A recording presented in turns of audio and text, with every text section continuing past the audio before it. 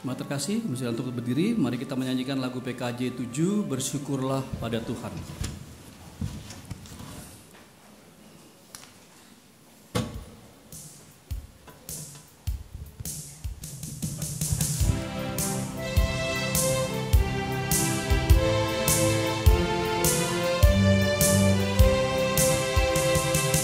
Bersyukurlah pada Tuhan, serukan namanya, bernyanyilah bagi Tuhan, mari bermazmurlah. Pujilah Tuhan hai jiwaku, pujilah namanya.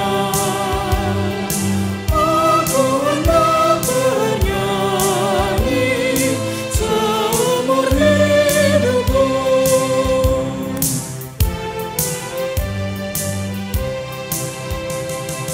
Hatiku siap ya Tuhan, bernyanyi yang bermazmur, karena Engkau maha baik, setia dan benar.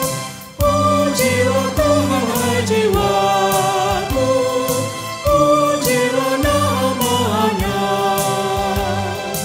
Aku hendak bernyanyi seumur hidupku.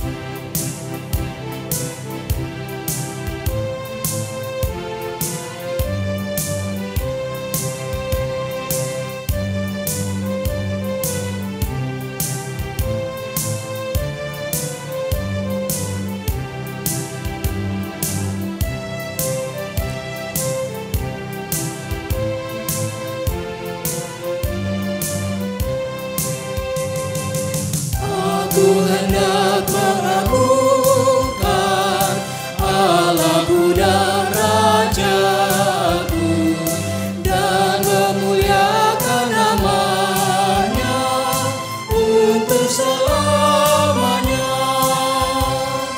Pujilah Tuhan hai jiwaku, pujilah namanya. Aku hendak bernyanyi seumur hidupku.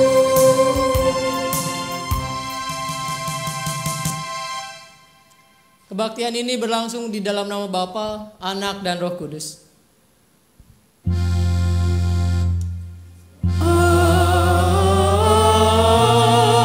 Amin, amin, amin.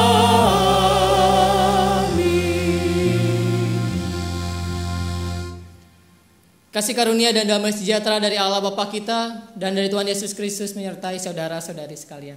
Dan menyertai saudara juga. Silakan duduk.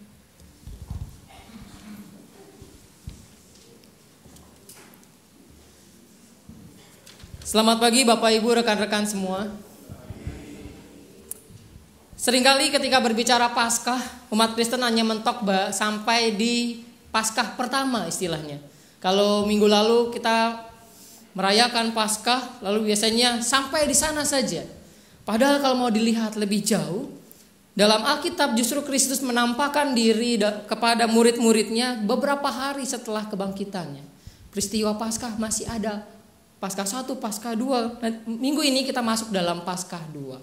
Dan kita akan melihat bagaimana pertemuan Kristus yang bangkit itu dengan murid-murid membawa keberanian dan juga pengharapan. Oleh karena itu mari kita memuliakan Allah kita memuji Dia dengan menyanyikan PKJ 28, nyanyikan Tuhanmu haleluya.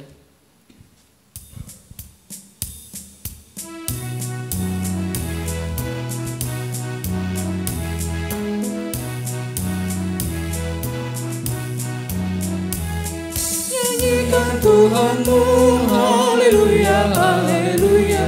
Malaikat bala sorga semua puji Dia. hendaklah semuanya puji nama Tuhan Allah, sebab atas perintahnya semuanya tercipta. Hai alam semesta yang diciptakan Tuhan Allah, hai api, hujan, es, salju, kabut, angin, badai, bernyanyilah semuanya memuji-puji Dia, sebab yang tinggi luhurnya nama Tuhan Allah.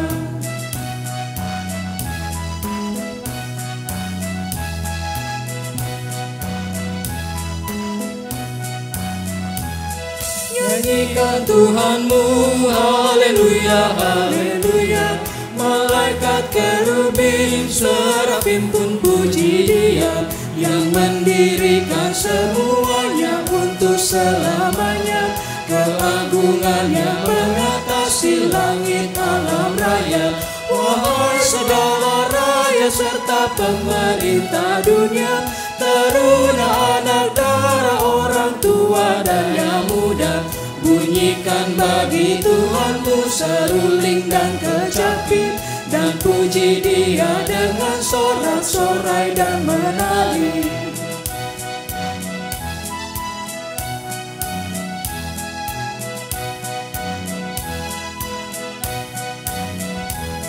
Nyanyikan Tuhanmu, haleluya, haleluya. Malaikat kerubin, serafim dan puji Dia. Hai bintang, bulan, matahari, angkatlah suara, serta segala langit dan seluruh cakrawala. Hai ular-ular, naga, segenap samudra raya, binatang liar, hewan, burung-burung yang bersayap, padukanlah suaramu, besarkan nama Tuhan yang agung dan perkasa dan berlimpah kekuatan. Nyanyikanlah haleluya, haleluya.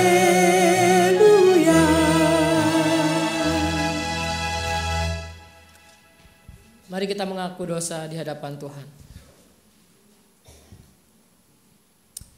Tuhan, kami hadir saat ini dengan penuh penyesalan bahwa kami seringkali melakukan dosa dalam perjalanan kehidupan kami. Saat ini Tuhan, kami rindu mengaku secara pribadi dosa yang kami lakukan dalam minggu ini.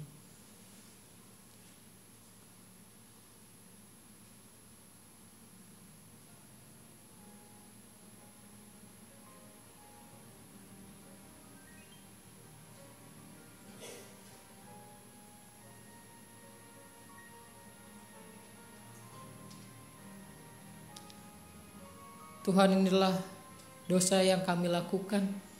Kami mohon pengampunan dari Tuhan.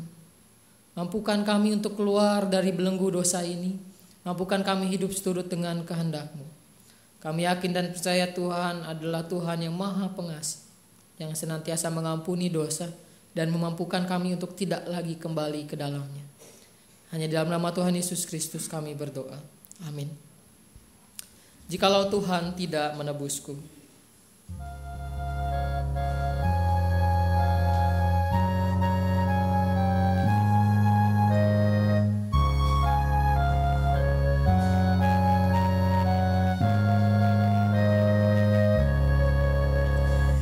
jikalau Tuhan tidak menebusku, dan Tuhan tidak mengampuniku, hidupku terbeban dan dosaku berat.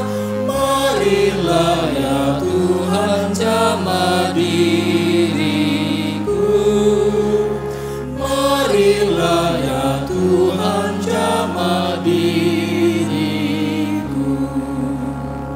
Jikalau Tuhan tidak menjagaku dan tak menuntun, tak memimpinku, hidupku tak tentu dan langkahku sesat. Marilah ya Tuhan pimpin aku.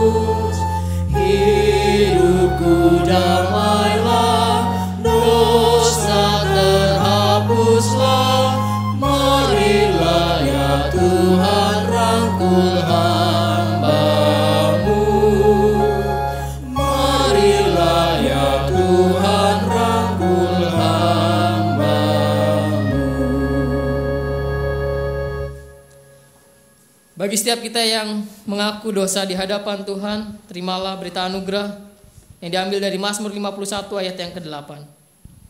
Sesungguhnya engkau berkenan akan kebenaran dalam batin, dan dengan diam-diam engkau memberitahukan hikmat kepadaku. Demikianlah berita anugerah dari Tuhan. Cukup kepada Allah.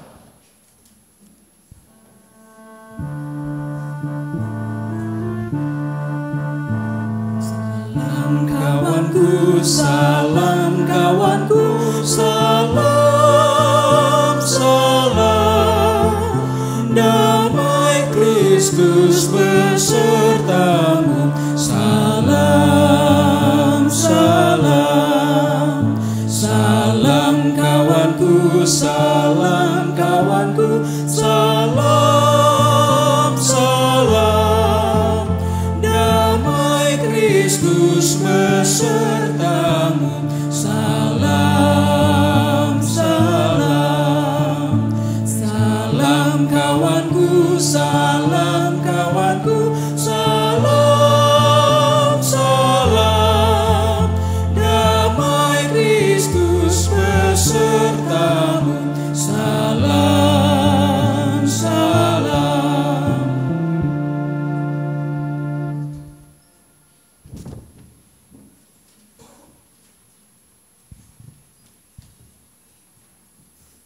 Mari bersama melalui pujian kita mengatakan kepada Tuhan, Tuhan saat ini kami perlu Tuhan.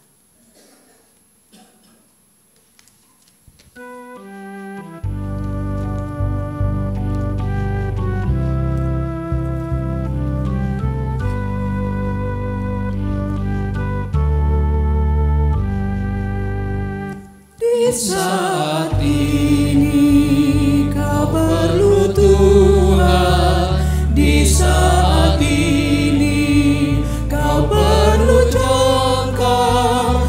Haruslah kau menambatkannya pada batu karang.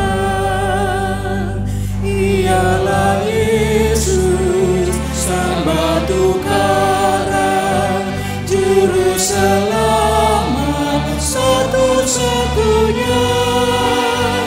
Haruslah kau menambatkan diri pada batu karang. Di saat ini kau perlu firman. Di saat ini janganlah diam. Haruslah kau teguh berpaut pada batu karang. Ialah Yesus, sang batu karang, juru selamat satu-satunya. Haruslah kau menambatkan diri pada batu karang. Di saat ini Yesus Tuhanku, tempat berpaut jangkar hidupku. Aku yakin, aku terpaut pada batu karang. Ialah Yesus, sang batu karang, juru selamat satu-satunya. Aku yakin, aku terpaut pada batu karang. Silakan duduk.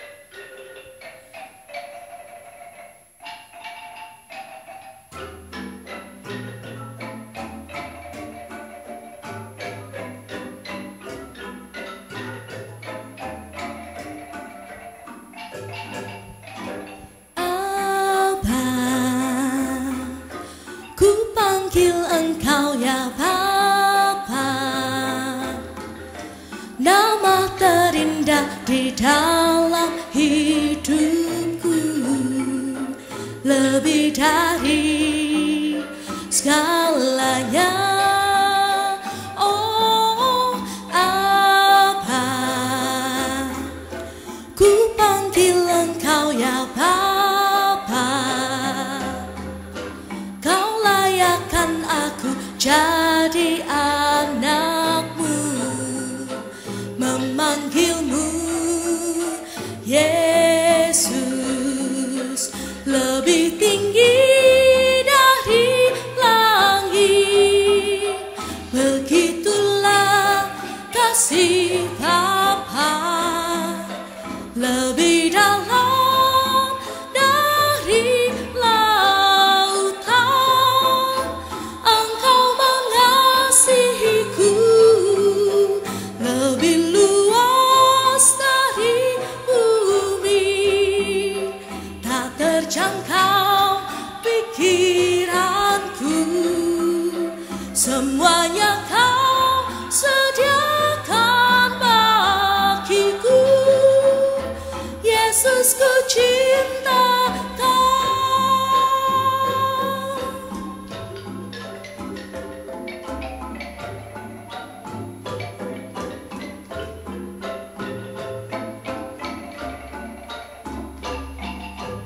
Apa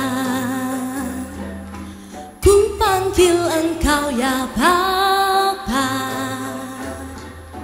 nama terindah di dalam hidupku, lebih dari segalanya.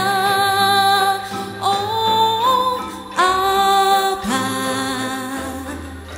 ku panggil Engkau ya Bapa, Kau layakkan aku jadi anakmu, memanggilmu Yesus, lebih tinggi dari langit.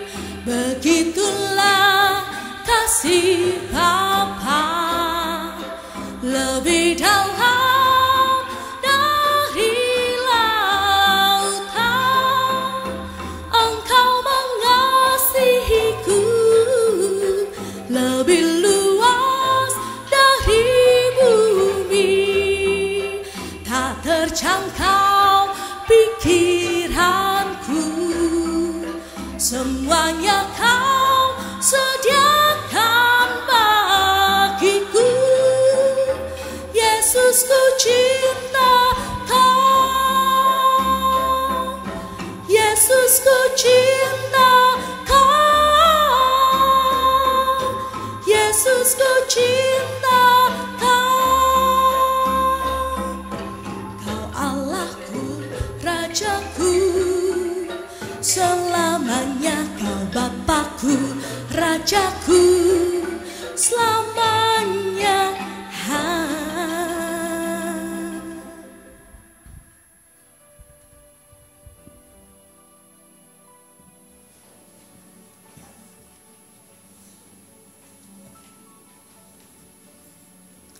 Mari kita berdoa. Sungguh Tuhan, seperti persembahan pujian yang baru saja kami dengar, kami sungguh gitu mengasihi Engkau.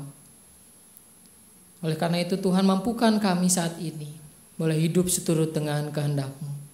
Mampukan kami saat ini untuk boleh mendengar, membaca dan merenungkan firman-Mu, sehingga kami boleh mengerti dan boleh hidup seturut dengan kehendak-Mu.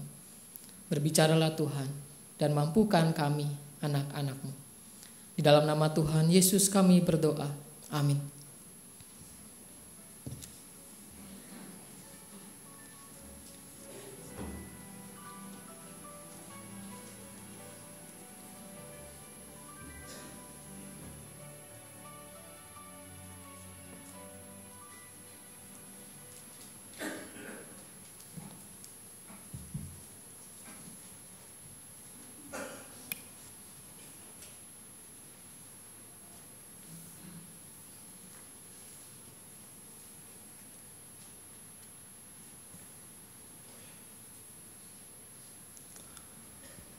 Pembacaan kitab Para Rasul 2 ayat yang ke-14 dan dilanjutkan ayatnya yang ke-22 hingga 32.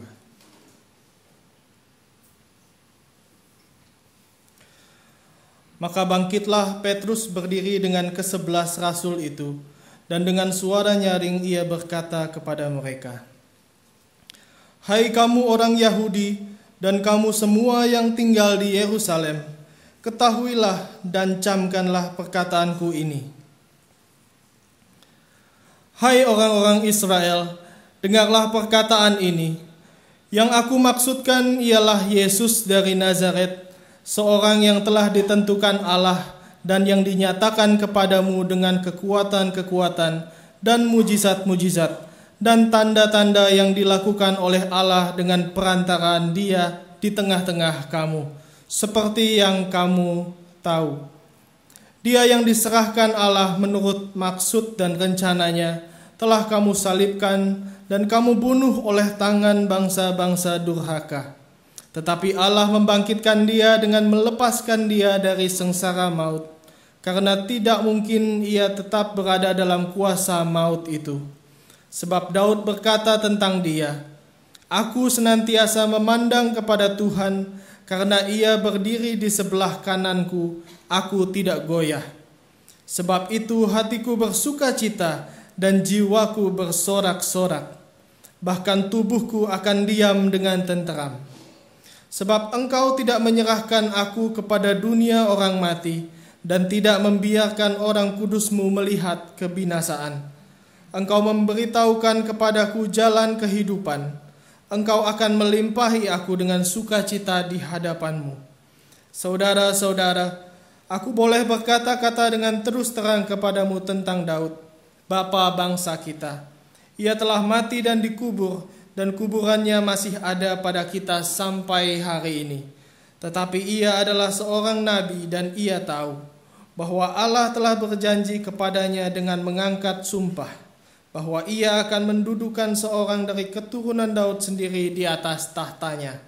Karena itu, ia telah melihat ke depan dan telah berbicara tentang kebangkitan Mesias ketika ia mengatakan bahwa dia tidak ditinggalkan di dalam dunia orang mati dan bahwa dagingnya tidak mengalami kebinasaan. Yesus inilah yang dibangkitkan Allah, dan tentang hal itu kami semua adalah saksi. Demikianlah firman Tuhan.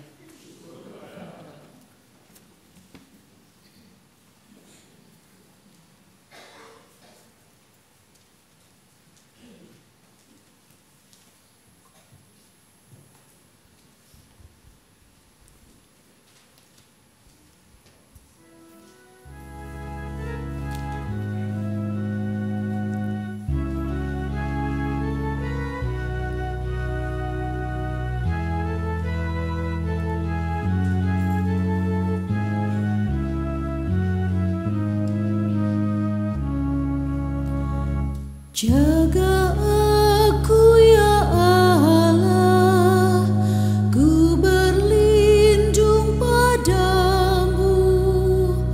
Hanya Kaulah bagianku, tiada yang baik selain Dikau. Jaga aku ya Allah, ku berlindung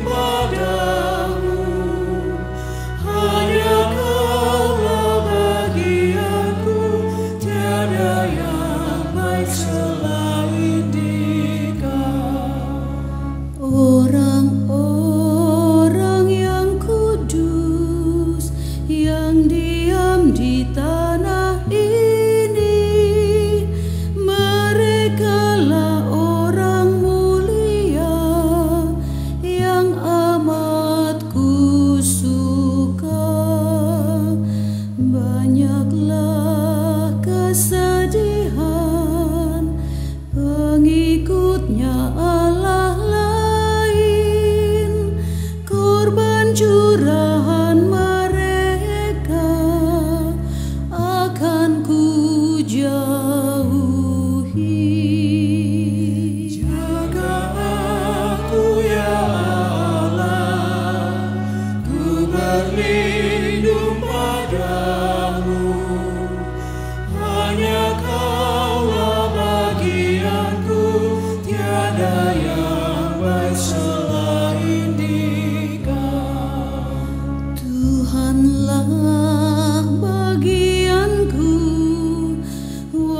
barisan dan pialaku, Kau sendiri meneguhkan yang jadi milikmu. Tali pengukurku jatuh di tempat yang indah, yang menyenangkan hatiku, milik pusakaku. Jaga aku ya Allah, ku berlindung padamu. Hanya Kaulah bagianku, tiada yang baik selain Dikau. Ku memuji Tuhan yang menasehati aku, nuraniku mengajarku pada waktu malam. Kau tunjukkan padaku satu jalan kehidupan, sukacita pun melimpah dalam hadirat-Mu. Jaga aku ya Allah, ku berlindung padamu. Hanya Kaulah bagianku, tiada yang lain selain Dikau.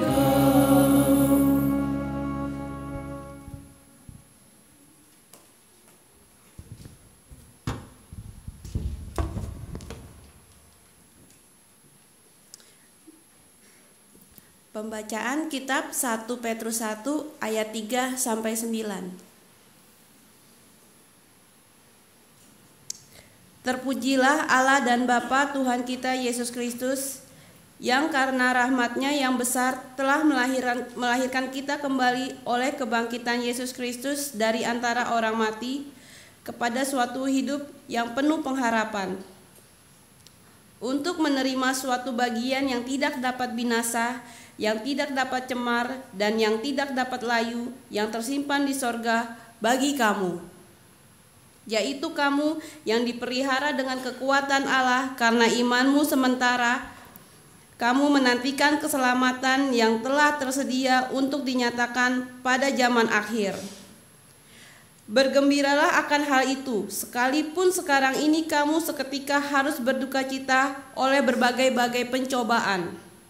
Maksud semuanya itu ialah untuk membuktikan kemurnian imanmu yang jauh lebih tinggi nilainya daripada emas yang fana, yang diuji kemurniannya dengan api, sehingga kamu memperoleh puji-pujian dan kemuliaan dan kehormatan pada hari Yesus Kristus menyatakan dirinya. Sekalipun kamu belum pernah melihat Dia, namun kamu mengasihinya. Kamu percaya kepada Dia, sekalipun kamu sekarang tidak melihatnya. Kamu bergembira karena sukacita yang mulia dan yang tidak terkatakan, karena kamu telah mencapai tujuan imanmu, yaitu keselamatan jiwamu. Demikianlah firman Tuhan. Pembacaan Injil Yohanes 20 ayat 19.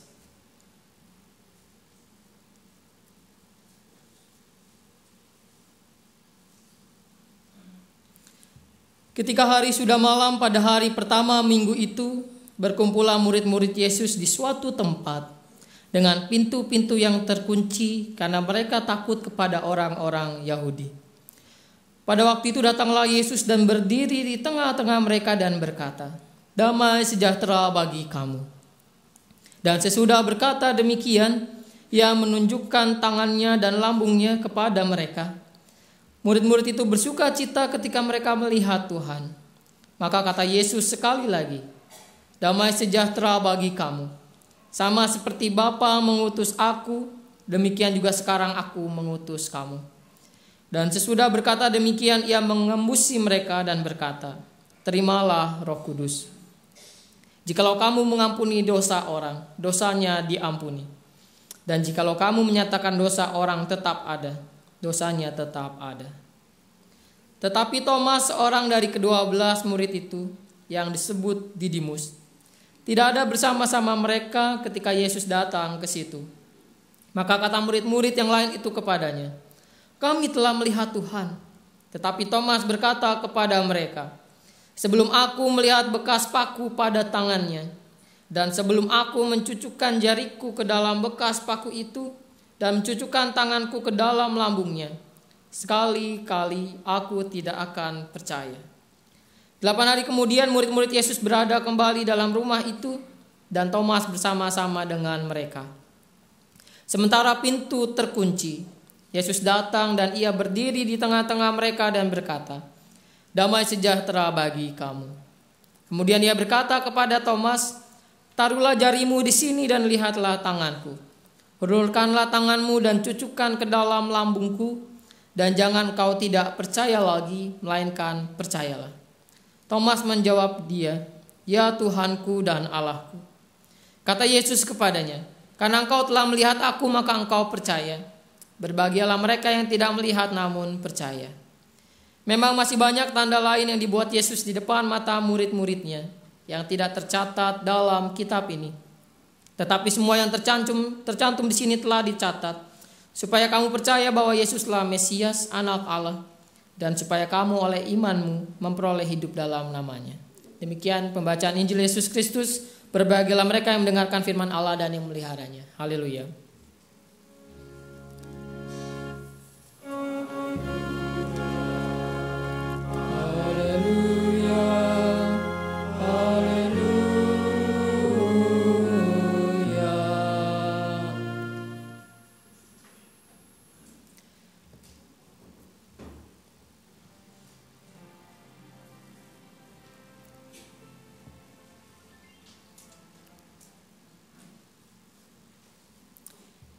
Pada tahun 60 Masehi di pinggiran kota Roma kuno ada seorang kaisar yang sangat terkenal saat itu. Kaisar yang memerintah kerajaan Romawi dengan pusat kotanya Roma. Mungkin kita sering mendengar namanya, yaitu Kaisar Nero. Dia termasuk kaisar yang terkenal paling kejam, yang suka menyiksa umat Kristen saat itu, yang mulai tumbuh dan semakin banyak di tengah para penyembah berhala. Di tengah warga Roma yang semakin suka dengan penyembahan berhala. Penganiayaan kepada orang Kristen saat itu begitu kejam dan semakin kejam, bahkan semakin tidak beradab. Bukan hanya hukuman mati yang diterima oleh orang Kristen saat itu, tapi diumpan ke binatang. Jadi ada binatang-binatang ganas, ada singa, diumpanlah orang Kristen di sana, suruh bertanding sampai mati.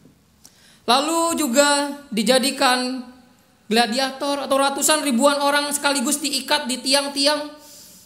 Ini menyeramkan sekali gitu ya. Jadi diikat di tiang-tiang sepanjang jalan lalu dibakar hidup-hidup. Maka istilahnya adalah obor hidup.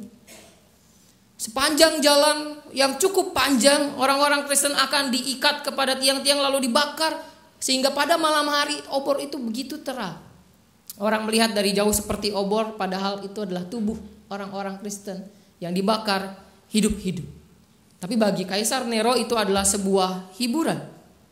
Sampai karena itu terus dilakukan terus-menerus sampai akhirnya dia merasa bosan. Sampai akhirnya orang-orang yang saat itu ikut menikmati kekejaman itu merasa bosan. Akhirnya timbullah kreasi-kreasi baru. Kalau cuma di tiang gak bagus nih, mendingan disalib. Sehingga akhirnya orang Kristen diikat di kayu salib lalu dibakar hidup-hidup. Menjadi obor lagi tapi kali ini disalib. Lalu mulailah diadu dengan banyak hal, tidak hanya dengan binatang. Sehingga akhirnya kekejaman itu membuahkan kreasi-kreasi yang tidak manusiawi. Itu yang terjadi dalam tahun 60-an Masehi. Tapi ternyata Kaisar Nero tidak puas hanya sampai di situ. Lalu dia berinisiatif untuk menangkap para pemimpin-pemimpin Kristen. Karena menurutnya kalau masih ada pemimpinnya maka iman orang Kristen masih akan terus hidup. Maka Kaisar Nero berupaya untuk menangkap dua pemimpin besar saat itu, yaitu Rasul Paulus dan Petrus. Oleh para pengikut Petrus, dia diminta untuk pergi keluar dari Roma. Tanpa pikir panjang, karena begitu ketakutannya, Petrus mengikuti permintaan itu. Dia keluar hingga suatu ketika dia berada di pinggiran kota Roma. Ketika melewati Via Appia Antica, dia melihat penampakan Yesus di sana. Ketika Petrus ingin keluar dari Roma, di pinggiran kota itu dia melihat Yesus di depan matanya. Petrus terkejut, lalu dia berkata, kalimat ini begitu terkenal, Quo vadis Domine, yang artinya secara harfiah, mau kemana Tuhan? Lalu Yesus menjawab, Eo Romam crucifigi iterum. Atau sekali lagi dalam terjemahan secara harfiah, aku mau ke Roma untuk disalibkan kedua kalinya. Seketika itu Petrus sadar bahwa ia telah lari dari tanggung jawabnya. Petrus mengerti bahwa dia harus berkorban seharusnya untuk Yesus. Sehingga akhirnya dengan penuh penyesalan dan meminta ampun kepada Yesus yang bangkit untuknya, ia berbalik dari perjalanan yang seharusnya pergi dari Roma. Dia balik dan masuk ke dalam Roma. Hingga akhirnya dia tetap memimpin kekristenan di sana sampai suatu ketika dia ditangkap dan disalibkan. Namun sekali lagi sebelum disalib, Petrus mengatakan, jangan disalib seperti Kristus disalib karena saya tidak layak. Tolong salib saya dengan salib yang terbalik. Perjalanan itu kalau kita tahu Petrus kisahnya, orang Kristen pasti kenal dengan Petrus, gitu ya. Dan menurut saya Petrus adalah Kristen yang termasuk tipe Kristen yang realistis. Artinya realistis adalah begitulah sebenarnya yang terjadi dengan orang-orang Kristen di dunia. Kalau kita lihat pertama kali dia mengikut Yesus, begitu berapi-apinya, sama seperti kita ya. Jadi dalam perjalanan kisah Petrus, sebenarnya Petrus mengalami tiga kali pertemuan dengan Yesus. 2 dicatat dalam Alkitab, 1 dicatat dalam kisah-kisah apokrifa di luar Injil, di luar kisah-kisah dalam Alkitab. Jadi sebenarnya Petrus mengalami 3 kali pertemuan. Pertemuan pertama begitu menggebu-gebu. Seringkali orang Kristen itu merasa bahwa kalau saya sudah berjumpa Tuhan, otomatis hidup saya berubah drastis. Dan saya tidak akan pernah lagi meninggalkan Tuhan. Seringkali begitu ya. Kita punya sebuah konsep pola yang ideal.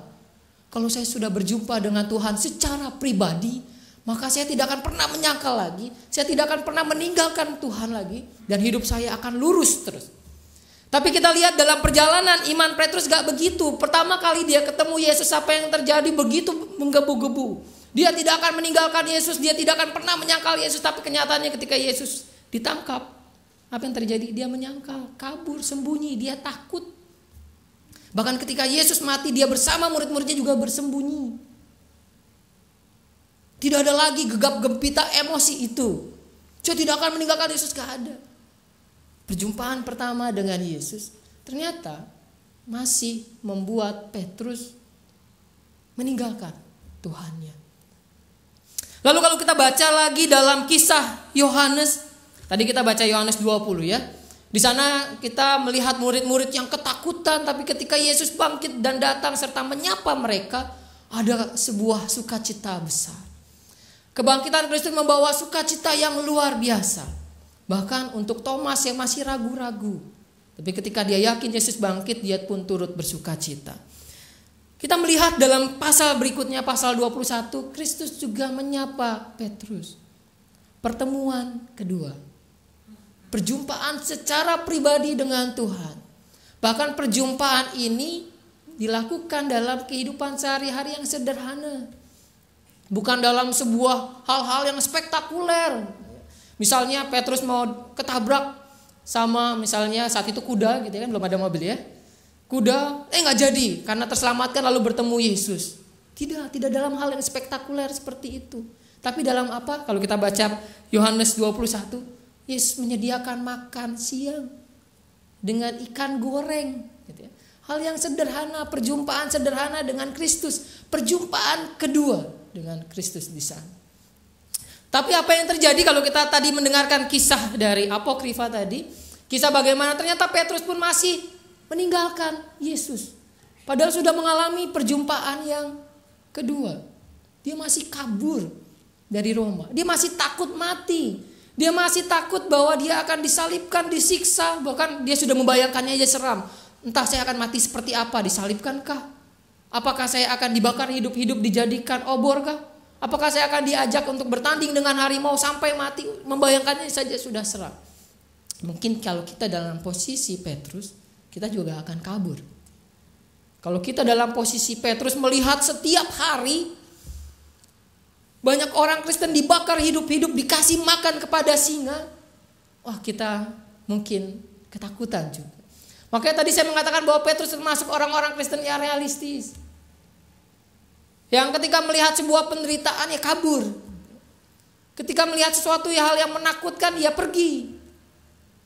Walaupun awalnya begitu menggebu-gebu Tuhan, saya telah mengalami perjumpaan pribadi dengan Tuhan. Bahkan mungkin kita sampai mencatatnya.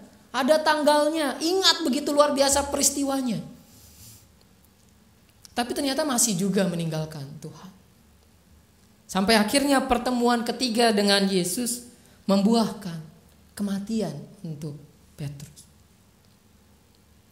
Ternyata sekali lagi tidak ada yang otomatis dalam kekristenan. Tidak ada yang otomatis bahwa kalau saya jadi Kristen, kalau saya mengikut Yesus, maka kalau saya mengalami perjumpaan secara pribadi dengan Tuhan, maka hidup saya akan selalu lurus. Saya tidak akan mengalami kejatuhan. Ternyata dalam hidup kita, kalau kita mau hitung berapa kali kita terjatuh. Berapa kali Kristus menjumpai kita. Berapa kali Tuhan menyapa kita. Berapa kali kita mengalami pengalaman spiritual dengan Kristus. Walaupun kalau mau jujur gitu ya, tidak ada manusia yang mencari Allah. Tidak ada di antara kita yang mengingat untuk mencari Tuhan. Bahkan dalam 3 kali perjumpaan Petrus dengan Tuhan, tidak ada satupun di antaranya yang Petrus mencari Tuhan. Pertama kali siapa yang dalam kisah perjumpaan pertama kali Petrus dengan Tuhan, siapa yang pertama kali mencari Yesus? Yang kedua kali ketika Yesus mati, siapa yang pertama kali mencari? Yaitu Yesus. Petrus enggak mencari. Katanya Yesus bangkit di mana? Mencari? Enggak. Siapa yang mencari? Yesus. Bahkan ketika orang-orang Kristen dibakar hidup-hidup dan dianiaya, apakah Petrus mencari Tuhan? Yesus, engkau di mana? Tidak. Siapa yang mencari dan menjumpai Yesus? Ternyata dalam perjumpaan iman kita, dalam perjumpaan hidup dengan Tuhan, seringkali Tuhan yang menjumpai kita terlebih dahulu. Bukan kita yang mencari. Bukan kita yang dengan sombongnya bahwa saya mencari Tuhan dan ketemu. Dengan segala kebaikan saya berhasil bertemu dengan Tuhan. Betul, perjumpaan dengan Tuhan membuat sebuah pengalaman yang membuat hidup kita berubah. Makanya tema kita hari ini kan ya, kebangkitannya mengorbankan keberanian dan harapan. Bapak Ibu, tanpa kebangkitan gereja gak ada. Tanpa kebangkitan Kristus, walaupun Yesus lahir dan mati, maka gereja gak akan ada. Kenapa? Ketika Yesus mati, murid-murid kabur semua. Bersembunyi karena takut. Apakah ketika Yesus mati lalu murid-murid mulai melakukan refleksi seperti kita? Yesus mati untuk menyelamatkan kami, gak ada.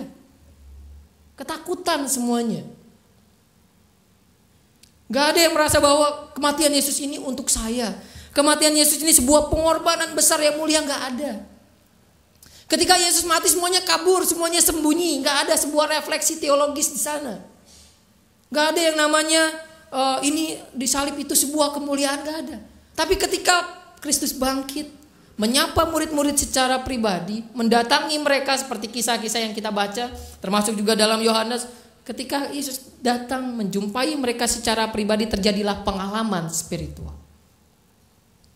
Pengalaman spiritual itu yang membuat murid-murid berani bangkit.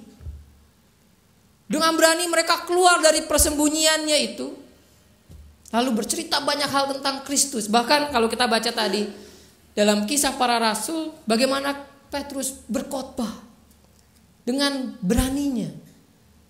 Padahal di sana penyiksaan sedang menanti. Penangkapan besar-besaran sedang terjadi. Mereka begitu takutnya tapi keluar dengan berani dan bercerita tentang kebangkitan Kristus.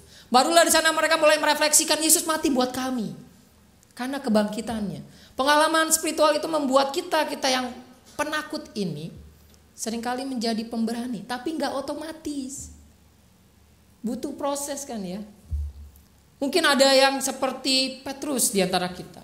Yang ketika mengalami pengalaman spiritual dengan Tuhan lalu menggebu-gebu dan bercerita kemana-mana. Tapi mungkin juga ada yang tidak seperti itu. Mengalami pengalaman spiritual lalu mulai menghayatinya secara diam. Dalam diam, dalam kekusyukan masing-masing, dalam hubungan pribadi dengan Tuhan. Tapi setiap orang punya cara sendiri mengalami pengalaman dengan Tuhan. Ada yang kalau Pak Andar Ismail mengatakan ada Kristen-Kristen istilahnya nyebut merek nggak enak ya, minuman ringan gitu ya, soft drink, yang ketika mengalami perjumpaan dengan Tuhan itu sama seperti minuman itu yang dikocok-kocok begitu kan ya, kebuka tuas begitu kan, luar biasa ya, bui-buinya ada lalu muncrat dengan luar biasa semangatnya, tapi setelah itu adem, senyap, anyep, bui-buinya mulai hilang. Ya kalau kita minum soft drink itu awalnya kan wah itu seger ya. Tapi coba diamkan ketika bui-buinya sudah hilang, sodanya sudah nggak ada, minum lagi, anyep kan ya. Manis tapi rasanya udah nggak enak. Karena ya tadi sodanya sudah hilang. Ada Kristen yang seperti itu. Tapi ada Kristen yang kata Pak Andar Ismail seperti air mineral. Mau didiemin berapa lama pun ya kayak gitu terus gitu ya. Menyegarkan ya iya. Mau dalam keadaan menggebu-gebu atau tidak ketika diminum ya begitu aja itu air mineral. Ketika mengalami perjumpaan dengan Tuhan ya begitu dia. Tapi menyegarkan iya. Tapi apakah yang mana yang salah ya enggak. Setiap orang punya tipenya masing-masing. Mungkin itulah kenapa Petrus ketika mulai menggebu-gebu jatuh Tuhan berjumpa lagi. Menggebu-gebu gitu ya. Akhirnya Tuhan berjumpa lagi. Menggebu-gebu berjumpa lagi. Mungkin dalam kehidupan kita entah berapa kali Tuhan telah menjumpai kita. Ketika kita sudah menggebu-gebu kabur dari Tuhan. Menggebu-gebu luar biasa gitu. Oh Tuhan saya mau mengikut Tuhan. Masalah datang. Ciut lagi. Terus Tuhan menyapa lagi. Mungkin setiap hari Tuhan menyapa. Cuma kita gak peka. Gak sadar. Tuhan mungkin ada di sebelah kita sama seperti murid-murid yang sedang dalam perjalanan kayak Emmaus. Kita gak sadar. Tuhan menyapa kita. Mungkin dalam hal-hal yang sederhana. Mungkin ketika kita makan ikan goreng di pinggir jalan gitu ya, sama seperti ketika Yesus menyapa Petrus kan lagi makan ikan goreng tuh ya. Mungkin ketika kita lagi makan pecel lele gitu. Enggak selalu harus dalam hal spektakuler Tuhan menyapa kita, cuman karena kita enggak peka, akhirnya kita enggak sadar Tuhan ada di sana. Tapi mungkin kita termasuk tipe yang begitu, yang mencuat ketika mengalami perjumpaan spiritual dengan Tuhan, lalu masalah datang surut lagi. Karena kebangkitan Kristus walaupun membuat kita berani dan ada harapan di depan bahwa hidup kita diberikan selalu kekuatan, tapi juga tidak ada jaminan bahwa hidup di depan sana tanpa masalah. Kalau kita baca tadi 1 Petrus, maka kita akan melihat Petrus mengatakan, bergembira akan hal itu sekalipun sekarang ini kamu seketika harus berduka cita oleh berbagai-bagai pencobaan. Ya memang Kristus sudah bangkit. Kristus membuat kita berani menyatakan iman kita. Tapi masalah tetap ada. Dan mungkin juga kita termasuk tipe yang seperti Petrus sekali lagi. Yang begitu menggebu-gebu dalam perjalanan iman kita. Karena perjumpaan dengan Tuhan tidak otomatis menghilangkan masalah. Tidak otomatis membuat kita lurus terus dalam hidup. Karena seringkali hidup memang gak lurus. Dan seringkali juga kelokan-kelokan itu yang membuat kita ingat dengan Tuhan. Ya. Makanya ada sebuah anekdot yang mengatakan bahwa siapakah yang membuat orang lebih ingat dengan Tuhan? Supir angkot gitu kan ya. Kenapa? Karena di setiap kelokan dia membuat kita selalu menyebut nama Tuhan. Di setiap tikungan, kalau pendeta kan enggak ya, pengkhotbah gitu ya. Justru di setiap pendeta menyebut nama Tuhan kita mulai mengantuk dan tertidur. Tapi dalam setiap kelokan itu kita akhirnya menikmati perjumpaan dengan Tuhan. Walaupun seringkali perjumpaan itu hanyalah sebatas ketakutan. Mulai kelok, Tuhan gitu kan ya. Tapi seringkali itu yang terjadi. Bahwa dalam kelokan-kelokan kehidupan itu Justru kita mulai mengikat Tuhan kembali. Tuhan, saya mulai terjatuh lagi. Tuhan menyapa kita lagi. Tuhan, saya mulai terjatuh lagi. Tuhan menyapa kita lagi. Dan sapaan yang sebenarnya rutin adalah melalui pembacaan Alkitab kita. Melalui perjumpaan pribadi kita dengan Tuhan, melalui renungan saat teduh. Di sana kita mengalami Tuhan, Engkau sudah menyapa kami dalam kejatuhan itu dan mungkin dalam kehidupan kita sehari-hari. Setiap orang punya waktu dan perjumpaannya sendiri. Entah di mana Tuhan akan menjumpai kita. Yang penting adalah sekarang teruslah bergaul dengan firman Tuhan sehingga ketika Tuhan menjumpai kita, kita peka. Dan terus diingatkan, Tuhan sudah bangkit, gak perlu takut. Hal yang paling menakutkan bagi manusia adalah kematian, tapi Tuhan telah menang atas itu. Itulah sebuah pengharapan bahwa jika hal yang paling menakutkan saja bisa Tuhan atasi, apalagi hal-hal lain dalam hidup kita. Itulah sebuah pengharapan. Mari kita hari ini mulai mengoreksi diri kita lagi dan mulai berusaha peka. Jangan-jangan Tuhan saat ini sedang ada di sekitar saya. Dan itu pasti gitu ya.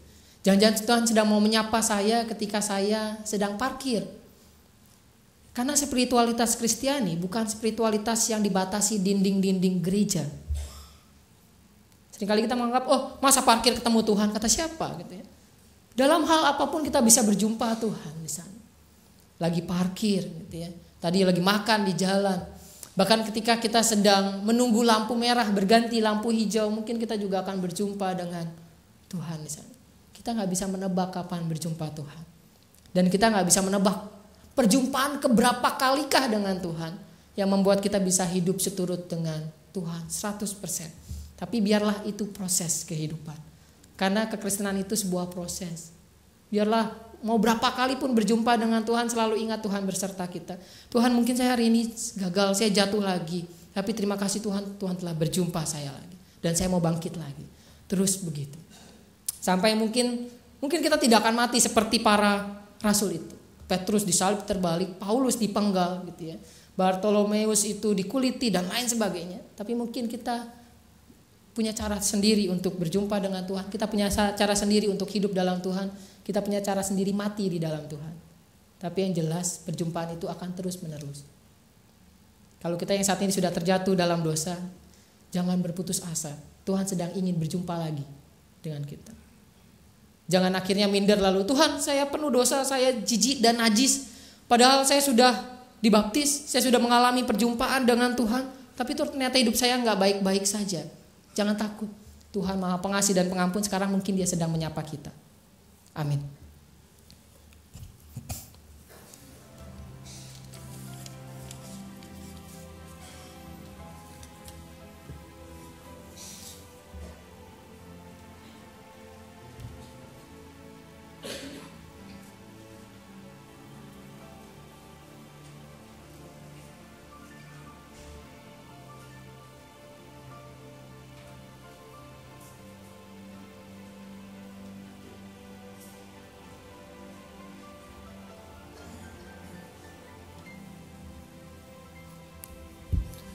Jemaat diundang untuk bangkit berdiri.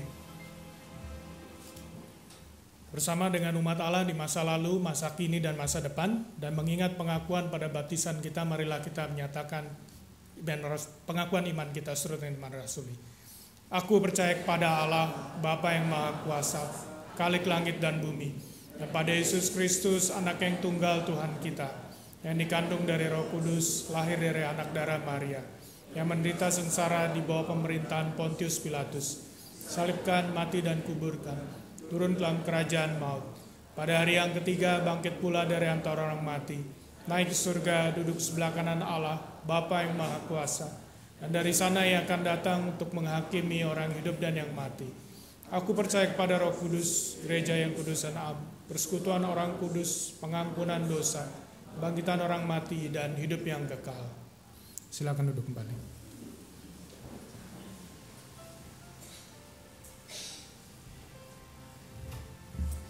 Kita akan menaikkan doa syafaat. Sebelum itu saya persilakan Bapak Ibu rekan-rekan bertanya ke sebelahnya apa yang mau didoakan.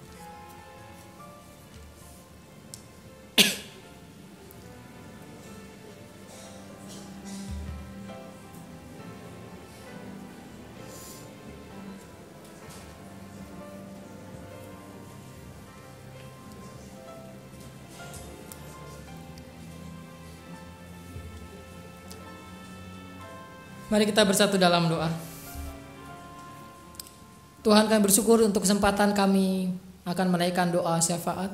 Sebelum kami menyampaikan beberapa pokok doa, kami rindu berdoa untuk rekan-rekan yang ada di sebelah kami.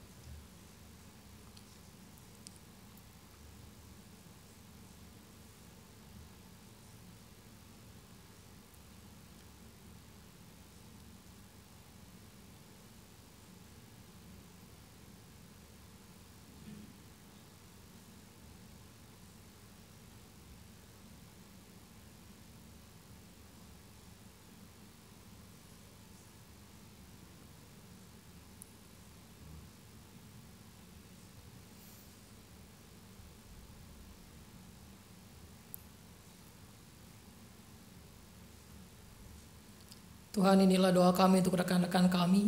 Kami yakin Kau mendengar dan mengabulkan surut dengan kehendak-Mu. Tuhan, saat ini kami berdoa untuk setiap anggota jemaat yang sedang mengalami pergumulan hidup di tengah keluarga. Mungkin di antara kami ada yang sedang bermasalah dengan pasangan hidup kami, dengan anak atau orang tua kami. Ada sakit hati yang begitu mendalam. Mampukan kami Tuhan untuk mengampuni. Mampukan kami untuk memperbaiki diri, sehingga kami tidak lagi menyakiti orang-orang yang mengasihi kami. Tuhan, ajar kami untuk menjaga keluarga kami agar terus utuh di dalam Tuhan. Kami juga berdoa Tuhan untuk setiap kami yang boleh Tuhan izinkan bekerja. Ajar kami boleh memanfaatkan kesempatan ini dengan baik, berkarya dengan baik, menghasilkan hal-hal yang baik.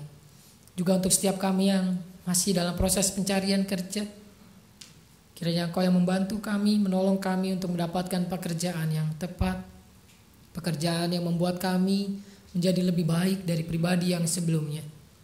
Kami juga berdoa Tuhan untuk setiap kami yang sedang mencari pasangan hidup. Kiranya Tuhan yang pertama-tama melayakkan kami untuk kami mempersiapkan diri dengan baik, sehingga ketika kami berjumpa dengan orang yang kami kasihi dan juga yang mengasihi kami, kami layak menjadi pasangan hidup sampai Tuhan memanggil kami nanti. Karena pasangan hidup adalah yang akan menemani kami sepanjang hidup, tidak hanya beberapa saat. Oleh karena itu mampukan kami Tuhan untuk boleh mempersiapkan diri dengan baik. Kami juga berdoa Tuhan untuk setiap pergumulan lain yang tak mampu kami sebut.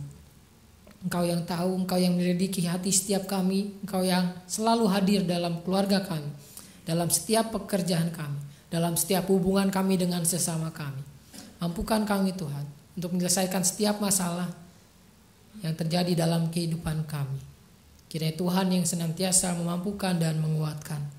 Kami juga berdoa Tuhan untuk setiap keluarga yang ada di tengah jemaat kami. Biarlah keluarga kami menjadi teladan, menjadi berkat bagi sekitar kami.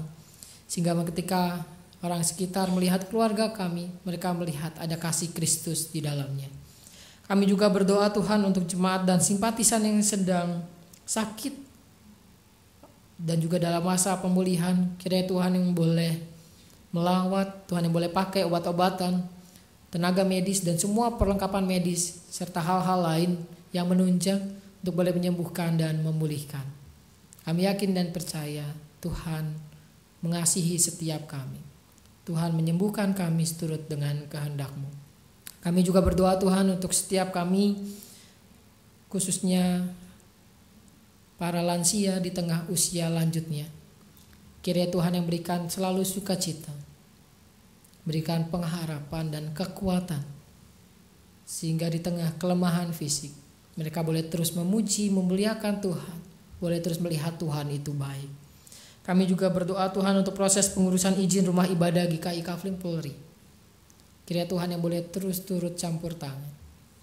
Tuhan yang boleh gerakan hati setiap kami untuk boleh turut ambil bagian, dan juga gerakan warga sekitar untuk boleh juga dengan baik, dengan penuh kasih, mengizinkan kami ada di tengah-tengah mereka. Dan ajarkan kami juga untuk boleh menjadi berkat bagi sekitar kami. Saat ini juga Tuhan kami bersyukur untuk pilkada yang boleh berjalan dengan baik, dengan damai. Kami yakin Tuhan senantiasa menjaga semuanya.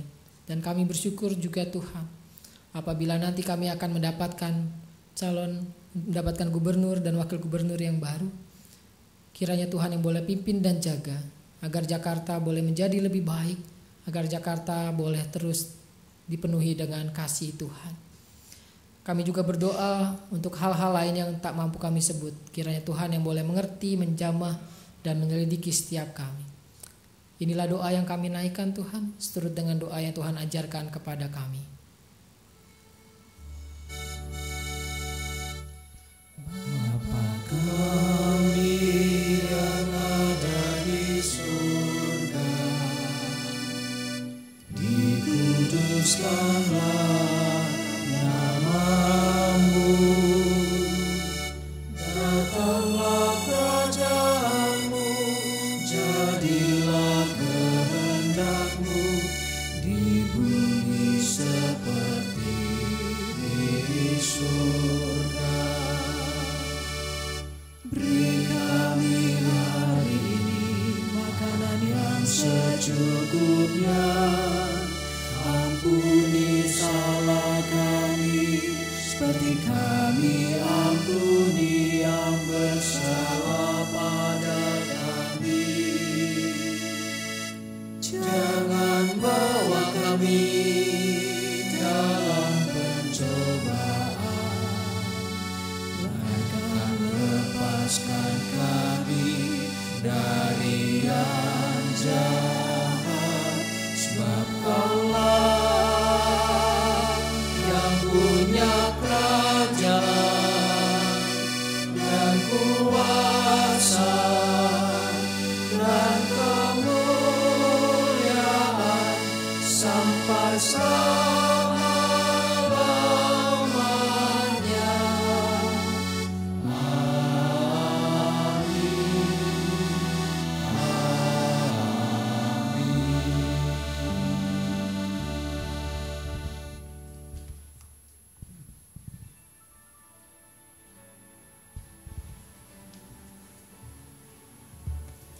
Jemaat yang terkasih dalam Tuhan Yesus, penulis kitab Ratapan dalam kesedihannya, dalam situasi yang sulit, melihat keruntuhan dan kesunyian Yerusalem, puing-puing kota yang hancur dan bait Allah yang hancur, menyatakan imannya menurut Ratapan 3 ayat 22-23. Tak berkesudahan kasih setia Tuhan, tak habis-habisnya rahmat-Nya, selalu baru tiap pagi, besar kesetiaan-Mu. Inilah nas persembahan yang menjadi kita landasan untuk memberikan persembahan pagi hari ini. Dengan penuh sukacita, mari kita mengiringinya dengan pujian PKJ 150 bait 1 sampai 5.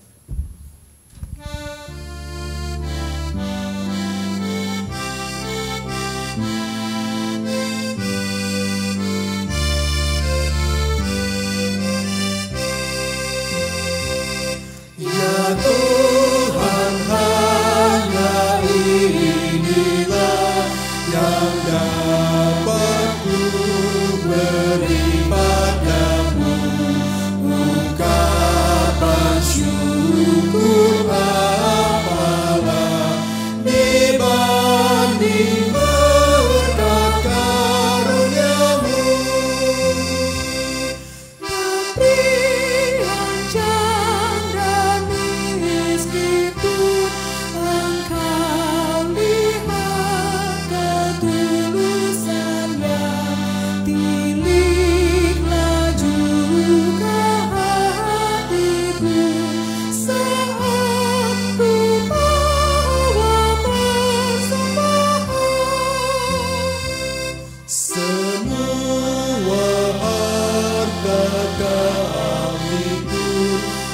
Bersumber hanya kepadamu, dengan bersuka bergemar ku persembahkan kepadamu.